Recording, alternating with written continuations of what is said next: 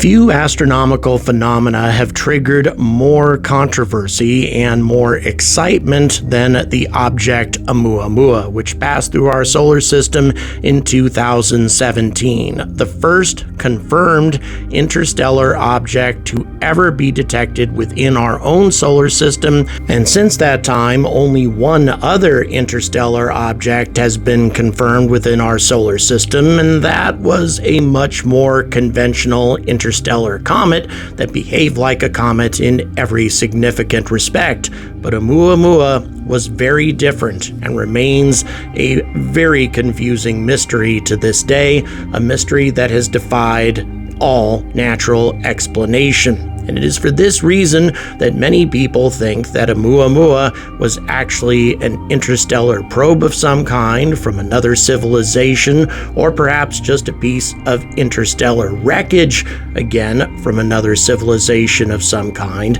Definitely not something of human manufacture, and definitely not something of natural origin. But since that time, large Oumuamua-like objects have been cropping up in the vicinity of Mars, such as this object, or whatever it was, that appeared in the night sky above the Curiosity rover back in 2014. Like Oumuamua, it was elongated, highly reflective, and it moved in a manner very much unlike a traditional asteroid or comet. Whatever this object was, it remains unidentified to this day.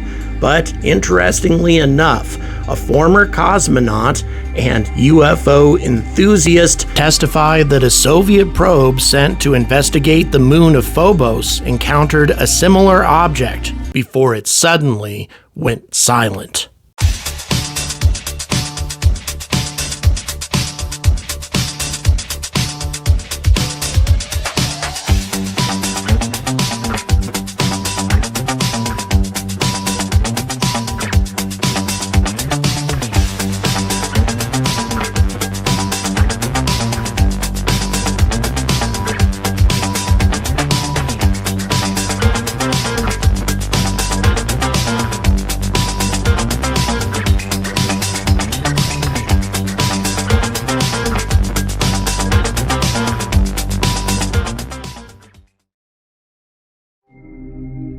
Good afternoon and welcome to another episode of The Angry Astronaut. Today we're going to be talking about Oumuamua once again, and before we talk about this mysterious object, we should cover some of the background behind it. Oumuamua is definitely an interstellar object of some kind. Its speed and its trajectory definitely carried it within our solar system from outside. We don't know what its point of origin was. We only know that it definitely did not originate within our own solar system. It was extremely elongated, very flat, very reflective, and it also tumbled at a very constant and predictable rate. Now, the tumbling is something that is not unusual for asteroids or comets. However, the one thing that makes it very different from a comet is that this object did not have any kind of cometary tail whatsoever, which it definitely should have given how close it passed to the sun. Also, you may notice at this point just how close this object came to Earth. It actually passed far closer to our planet than any other planet in the solar system during its journey. We're talking a mere 0.16 of an astronomical unit, or just over 24 million kilometers. Now, that may sound like a long distance, but it's much closer than any planet comes to our Earth, even during its closest approach. So definitely close enough, if this was some sort of extraterrestrial probe, to get a pretty good look at us. But it is Oumuamua's journey out of the solar system that has has triggered so much intense debate because on its way out, Oumuamua, ever so slightly, accelerated to a degree that defies all natural explanation. Everything we know about orbital mechanics is completely thrown on its ear by this strange object. Now, keep in mind, comets accelerate like this from time to time because of what is called cometary outgassing. That happens fairly frequently when the sun warms the surface of the comet significantly enough to where some of the ice sublimates and escapes in the form of steam, therefore changing the trajectory and the velocity a bit. However, no outgassing whatsoever was detected from Oumuamua, even though the amount of outgassing that would have been required to produce the observed acceleration would have consumed approximately 20% of the object's mass. That's a hell of a lot of outgassing, and yet absolutely nothing was detected, even though some of the best telescopes in the world were trained on the object the whole time from the time that it was first detected a few days after closest approach. It's unfortunate that we didn't see Oumuamua any earlier, but we are pretty damn sure that this object has never produced any sort of observable outgassing, meaning that there is no way this object should have accelerated by the influence of the sun alone. If it was some sort of object being pushed by solar radiation, it would have required that it have the thinness of some sort of solar sail. In other words, an artificial object. That idea was put forward by one of Dr. Avi Loeb's associates some years ago, and no natural object has stood the test of time since this artificial explanation was put forward. By the way, if you would like to see this amazing design created by space illustrator Nick Henning, well, I've got it on posters, I've got it on t-shirts. He designed this amazing rendition of Oumuamua specifically for my channel, and I'm giving a 15% discount until the end of July on this particular design. So if you'd like to take advantage of that, the discount code is MUA15 and the merchandise is tagged in the video. But let's get back to Oumuamua. Another interesting thing about this object is its point of origin. Yes, I said that we don't know exactly where it came from,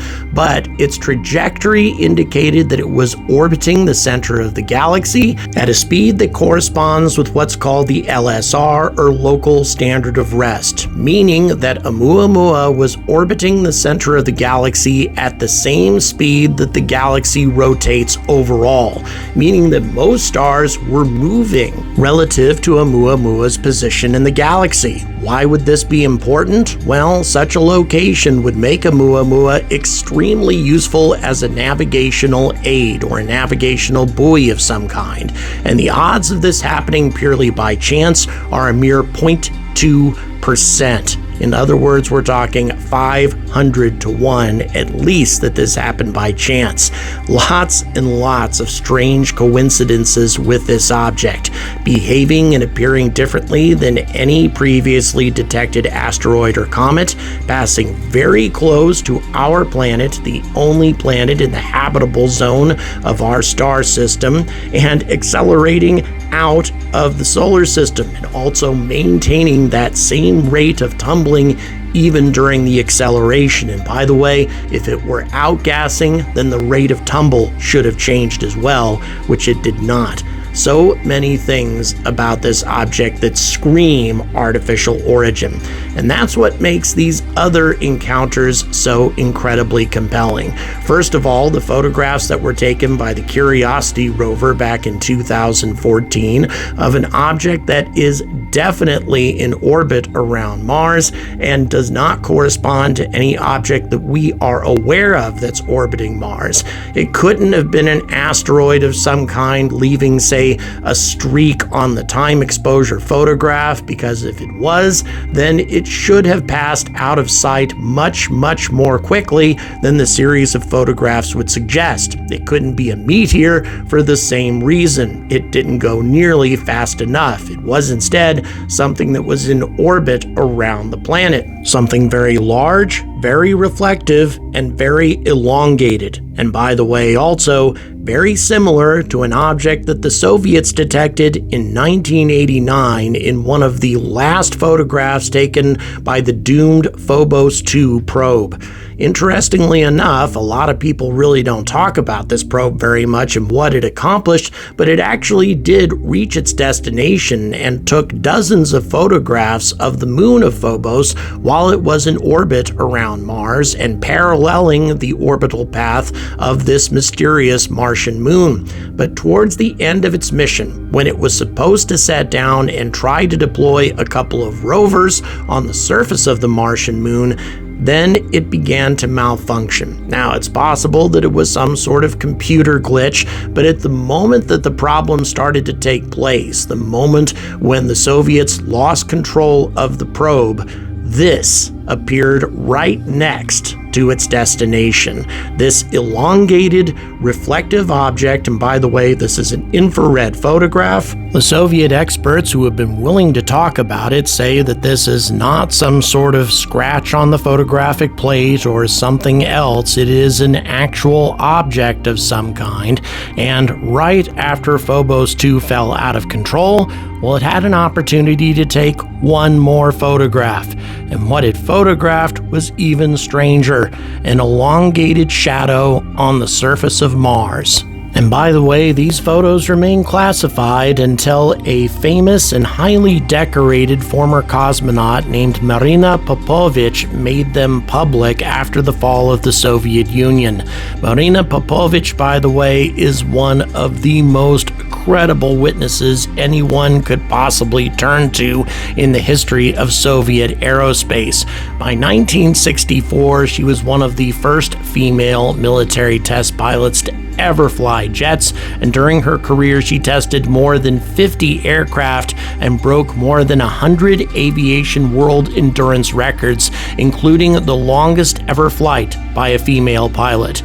She was the first woman to break the sound barrier in a MiG-21, earning her the nickname Madam MiG, and 10 of her record-breaking flights were undertaken alone in the Soviet Antonov An-22, which is the world's heaviest turboprop plane.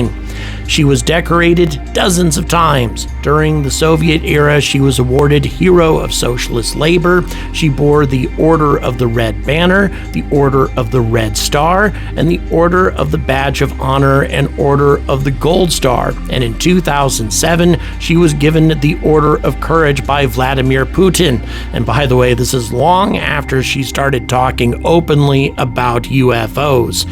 She also became an honorary citizen of Samarkand. And by the way, these photos were taken in 1990 when Popovich had a press conference at the Russian consulate in San Francisco, and she claimed that this cigar-shaped alien craft measured at least 15 miles long. And by the way, she also claimed to have seen photographs of alien-human hybrid children. She made many, many extreme claims when it came to UFOs, and yet never lost her high standing with the Russian government. Popovich in 2017 was buried with full military honors in the Federal Military Memorial Cemetery in Moscow. She was married twice and had 2 daughters with Pavel Popovich, who, by the way, was also a cosmonaut. She never actually went into space, by the way. Her husband compelled her to give up her career as a cosmonaut, but she never gave up her career as a pilot. And by remarkable coincidence, Popovich died the same year that Oumuamua was making its way through our solar system. Indeed, when she passed away in December of 2017, Oumuamua was just making its way out of the solar system and was carrying out that strange acceleration. Again, I'm not saying that there's any connection here, it's just an interesting coincidence. So here's the question: what happened object of Phobos 2. I think a very compelling argument can be made for some sort of computer malfunction. The craft had had problems with 2 of its 3 computers up to this point already, so a failure of the 3rd computer is definitely not outside the realm of possibility. But at the same time, what the hell did it photograph, and why did it photograph these objects right before it failed? Only an utterly colossal object could possibly cast a shadow this big on the surface of Mars. Now, what you see just above it is a volcano, one of the larger volcanoes in the Tharsis region. I'm pretty sure this is Arsia Mons based on the size of the caldera, but I'm not entirely certain. And incidentally, all kinds of strange things happen around Arsia Mons. For example, this strange, very circular hole that's cut into the side of the volcano, probably just the opening of a lava tube, but still pretty interestingly circular, or at least elliptical in shape, and just over 100 meters in diameter. And also, strange wispy clouds of ice crystals form over this volcano and stretch for hundreds of kilometers across the surface of the planet. Again, we think we understand why this happens, but it's very strange that it happens with this volcano only.